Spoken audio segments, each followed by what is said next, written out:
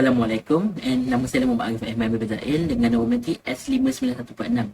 Okay, baiklah, hari ini saya akan membahaskan dua perkara, iaitu melibatkan peragihan dan peruntukan. Kedua-duanya merupakan dan merangkumi fungsi-fungsi kerajaan. Fungsi kerajaan ada tiga. Yang pertama, peruntukan, peragihan serta menjamin kestabilan. Okay. Untuk menjayakan ketiga-tiga perkara tersebut, kerajaan perlu menyediakan satu bajet. Bajet ini sangat penting bagi kerajaan untuk memastikan kerajaan menjalankan perbelanjaan secara efisien dan tidak melakukan pembaziran. Okay.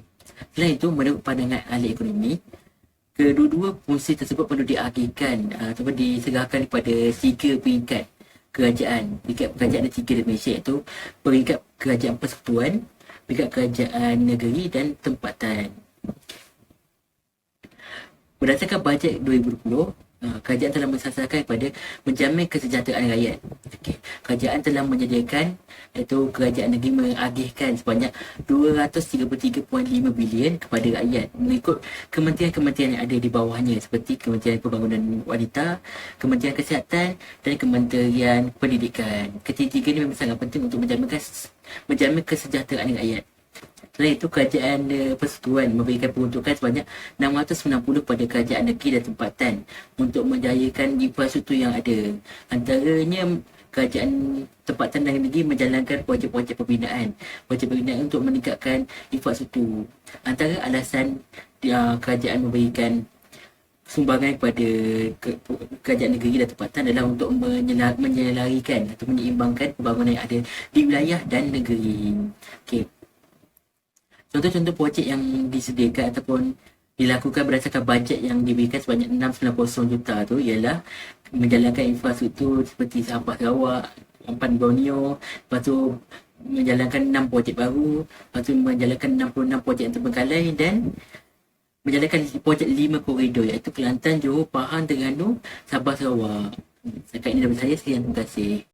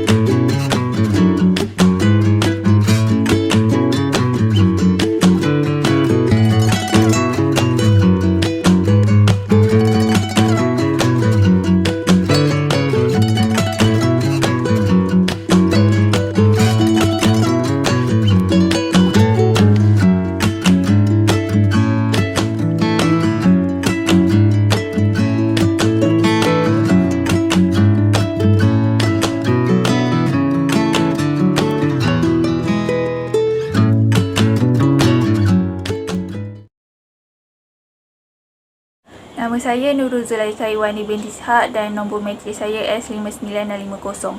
Antara peranan kerajaan dalam sistem kesihatan dan pengurusan COVID-19 negara yang pertama adalah Kementerian Kesihatan Malaysia KKM melaksanakan prosedur operasi standard SOP. SOP yang dikeluarkan oleh KKM adalah langkah mengawal wabak COVID-19, antaranya pemakaian pelitup muka, gerak mencuci dan mensanitasikan tangan, dan penjarakan sosial. Pihak kerajaan melaksanakan Perintah Kawalan Pergerakan PKP. Pada fasa pertama, PKP dilaksanakan pada 18 Mac. Fasa PKP yang pertama dilakukan adalah bertujuan usaha dalam memutuskan rantaian penularan COVID-19. Fasa PKP kemudian dilanjutkan kepada fasa PKP kedua, ketiga dan keempat. Selepas itu, kerajaan melaksanakan Perintah Kawalan Pergerakan bersyarat PKPB dan disambung kepada Perintah Kawalan Pergerakan Pemulihan PKPP. Antara peranan kerajaan yang seterusnya, kerajaan melaksanakan program imunisasi COVID-19 kebangsaan PICK di Malaysia, iaitu merupakan kempen vaksinasi kebangsaan yang dilaksanakan oleh pihak kerajaan. Seterusnya, kerajaan melaksanakan program imunisasi COVID-19 kebangsaan PICK di Malaysia. Program ini merupakan kempen vaksinasi kebangsaan yang dilakukan sebagai satu inisiatif dalam mengawal penularan wabak COVID-19 dalam komuniti di Malaysia.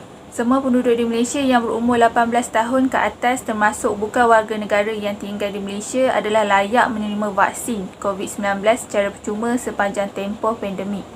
Antara vaksin yang digunakan di Malaysia ialah vaksin COVID-19 keluaran Pfizer, keluaran AstraZeneca dan Sinovac. Kerajaan juga memberi peruntukan kepada Kementerian Kesihatan Malaysia KKM melalui bajet negara yang dibentang. Berdasarkan bajet 2022, kerajaan memperuntukkan 32.4 bilion untuk perbelanjaan mengurus dan pembangunan dalam fasa endemik.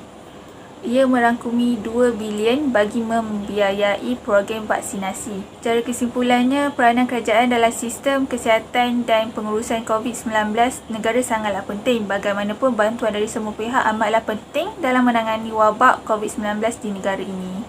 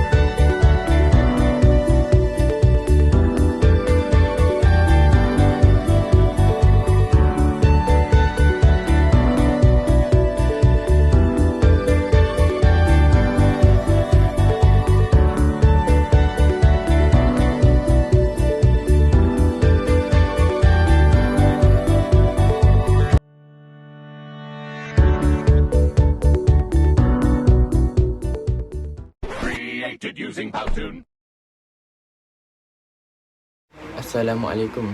Saya Muhammad Azhar Effendi bin Osman, nombor matrik S57856.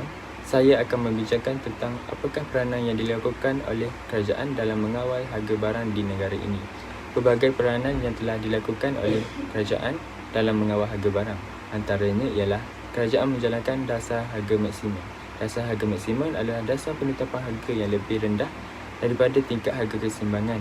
Kerajaan akan menjalankan dasar harga maksimum dan akan menetapkan harga maksimum sekiranya tingkat harga di pasaran adalah terlampau tinggi. Dengan menetapkan harga maksimum, dasar harga barangan akan dijual pada harga yang lebih rendah. Dasar ini dijalankan bertujuan menjaga kebajikan pengguna. Seterusnya ialah dasar harga minimum. Dasar harga minimum adalah dasar penetapan tingkat harga pasaran lebih tinggi daripada tingkat harga keseimbangan pasaran. Dasar ini dijalankan bagi menjaga kebajikan pengeluar. Kerajaan juga melaksanakan pemberian subsidi kepada para pengeluar. Subsidi adalah satu sumbangan kewangan daripada kerajaan yang diberikan kepada pengeluar sesuatu perniagaan atau sektor ekonomi untuk membantu meningkatkan beban atau mengurangkan kos pengeluaran. Dengan menerima bantuan kos pengeluaran bagi pengeluar menjadi lebih rendah. Dalam masa yang sama, pengeluar dapat menjual barang pada harga yang lebih rendah. Oleh hal demikian, harga barang di pasaran akan menjadi lebih stabil. Selanjutnya ialah kerajaan juga melaksanakan pengenaan cukai. Cukai adalah satu mekanisme yang mengumpulkan hasil daripada individu atau syarikat dan entiti lain untuk membangkitkan negara dengan menyediakan pelbagai kemudahan awam demi kesejahteraan rakyat. Apabila kerajaan mengenakan cukai kepada pengeluar, ini akan mengakibatkan penambahan kos pengeluar. Dengan ini, penawaran barang yang ditawarkan oleh pengeluar akan berkurang kerana kos bagi pengeluaran tinggi. Barang yang dikenakan cukai akan mengalami kenaikan harga kerana cukai yang dikenakan oleh pengeluar akan dipindahkan kepada pengguna. Itu saja, sekian. Terima kasih.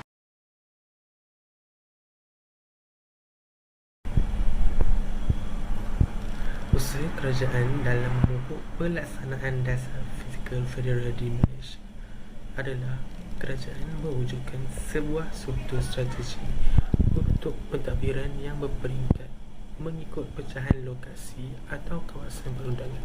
Contohnya, pembahagian tugas antara kerajaan pusat dan kerajaan negeri. Selain itu, kerajaan pusat berperanan untuk memberikan dan menghulurkan bantuan kewangan kepada negeri-negeri yang miskin, tetapi mengikut jumlah atau bantuan yang diberikan adalah tidak seimbang. Yang akhirnya ialah tugas kerajaan, kuasa percukaian, pemberian pusat dan kuasa pinjaman. Sistem fizikal antara kerajaan haruslah direka dan dibentuk berasaskan objektif yang dapat memenuhi dasar